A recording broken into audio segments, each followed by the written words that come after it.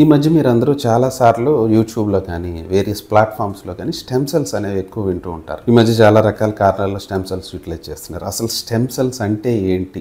Stem cell అంటే అదొక రకమైన మదర్ సెల్ అనమాట. స్టెమ్ సెల్స్ అనేవి డిఫరెంట్ స్టెమ్ సెల్స్ ఉంటూ ఉంటాయి. అసలు స్టెమ్ సెల్ అంటే అర్థం ఏంటంటే ఒక సెల్ ఉంటుంది. ఆ సెల్ వేరే రకాల కణాలని ప్రొడ్యూస్ చేయడం కానీ, లేదంటే ఆ సెల్ డివైడ్ అయ్యి అదే రకమైన కణాలని ఎక్కువ శాతంలో ప్రొడ్యూస్ చేయడం కానీ చేయడాన్నే స్టెమ్ సెల్స్ అంటారనమాట. సో ఈ స్టెమ్ సెల్స్ అనేవి డిఫరెంట్గా ఉంటాయి. ప్లూరిపోటెంట్ స్టెమ్ సెల్స్ అంటాము, టోటిపోటెంట్ స్టెమ్ సెల్స్ అంటాము, మల్టీపోటెంట్ స్టెమ్ సెల్స్ అంటాము, యూనిపోటెంట్ స్టెమ్ సెల్స్. అంటే ఏంటి వీటన్నిటికి డిఫరెన్స్ ఏంటి? సింపుల్గా మీకు చెప్పాలంటే పిల్లలు పుట్టేటప్పుడు తల్లిదండ్రుల్లో తండ్రి నుంచి ఒక స్పెర్మ్, తల్లి నుంచి ఒక ఓవా వచ్చి కలిసేటప్పుడు తల్లిలో ఒక ఎంబ్రియో అనేది మొదలవుతుంది. ఎంబ్రియో అంటే కడుపులో యుట్రస్లో అది పిల్లలు పుట్టడానికి మొదటి మెట్ అనమాట. సో ఆ ఎంబ్రియో స్టార్ట్ అయ్యేటప్పుడు అందులో స్టెమ్ సెల్స్ ఉంటాయి. వాటిని ఎంబ్రియానిక్ స్టెమ్ సెల్స్ అంటారు.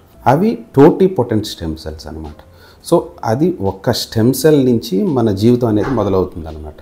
సో ఆ స్టెమ్ సెల్ ఏం చేస్తుందంటే డిఫరెంట్ సెల్స్ కింద డివైడ్ అవుతుంది. ఫర్ ఎగ్జాంపుల్ అలాగా బేబీ గ్రోత్ పెరిగే కొద్దీ neurological tissue, muscle tissue, bones form అవుతాయి, ఫేస్ ఫామ్ అవుతుంది, స్కిన్ ఫామ్ అవుతుంది, మనకు జెనిటల్ ఆర్గాన్స్ ఫామ్ అవుతాయి. ఇవన్నిటినీ ఒక సెల్ నుంచే తయారవుతాయి అన్నమాట. సో దాన్నే టోటిపోటెంట్ స్టెమ్ సెల్ అంటాం, ఎంబ్రియోనిక్ స్టెమ్ సెల్స్ అంటాం. అదే మన నెక్స్ట్ లెవెల్కి వచ్చేసరికి మల్టీపోటెంట్ స్టెమ్ సెల్స్ అంటే పెద్దవాళ్ళు, అంటే మనలాగా మనుషులు తయారైన తర్వాత వాళ్ళలో ఉండే స్టెమ్ సెల్స్, అంటే మన బోన్ మ్యారోలో ఉండే స్టెమ్ సెల్స్ని హెమటోపాయిటిక్ స్టెమ్ సెల్స్ అంటారు. ఇవి ఏం చేస్తాయంటే రకరకాల రక్త కణాల కింద మారుతుంటాయి.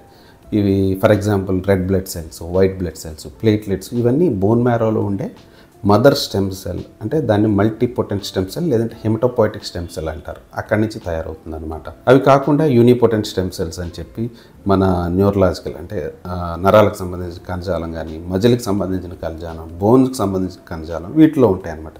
ఇలా డిఫరెంట్ స్టెమ్ సెల్స్ అనేవి డిఫరెంట్ పనులు మన బాడీలో చేస్తూ ఉంటాయి.